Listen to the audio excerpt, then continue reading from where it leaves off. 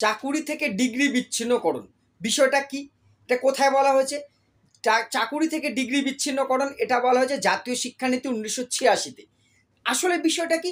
বলা হয়েছে বিশেষজ্ঞ তৈরি, ডাক্তারি, ইঞ্জিনিয়ারিং এই সমস্ত কিছু ক্ষেত্র বাদে অন্যান্য যেসব ক্ষেত্রে শুধুমাত্র কলেজ ইউনিভার্সিটির ডিগ্রিটাই প্রধান নয়, সেসব ক্ষেত্রে শুধুমাত্র ডিগ্রি কোনো চাকুরির যোগ্যতার একমাত্র মাপকাঠি হবে না।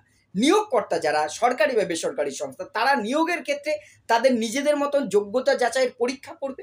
পরীক্ষায় তারা যদি সফল হয়, সমস্ত দক্ষতা পূরণ করতে পারে, তবেই সেক্ষেত্রে নিয়োগ হতে পারে।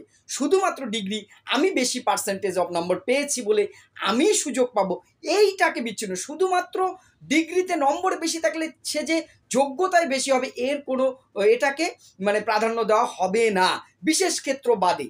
এটাকে বলা যে চাকুরির ক্ষেত্রে ডিগ্রিকে বিচ্ছিন্নকরণ। যেমন ধর একজন ব্যাংকের চাকুরির ক্ষেত্রে, ব্যাংকের চাকুরির ক্ষেত্রে একজন অঙ্কে ভালো নম্বর পেয়েছে মানেই সে ভালো ব্যাংকের ক্যাশিয়ার বা একজন সফল ম্যানেজার হতে পারবে, এর কোনো বাধ্যবাধকতা নেই।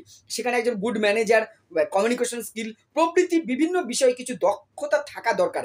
এই জন্য জাস্ট একটা উদাহরণ হিসেবে বললাম, বিভিন্ন চাকুরির ক্ষেত্রে শুধু নম্বর কখনো প্রাধান্য বা ডিগ্রি কখনো প্রাধান্য হতে পারে না। মিনিমাম কোয়ালিফিকেশন হিসেবে নিশ্চয়ই একটা ডিগ্রিকে রাখা যেতে পারে, কিন্তু তারপরে নিয়োগের জন্য অন্যান্য যোগ্যতা বা দক্ষতা যাচাই করেই নিয়োগ করা যেতে পারে। একেই বলা হচ্ছে মানে চাকুরি থেকে ডিগ্রিকে বিচ্ছিন্নকরণ। জাতীয় শিক্ষানীতি সহ এসএলএসটির সমস্ত বিষয় প্রাণ স্যার ইউটিউব চ্যানেলে দেওয়া আছে, দেখার অনুরোধ রইল। ধন্যবাদ।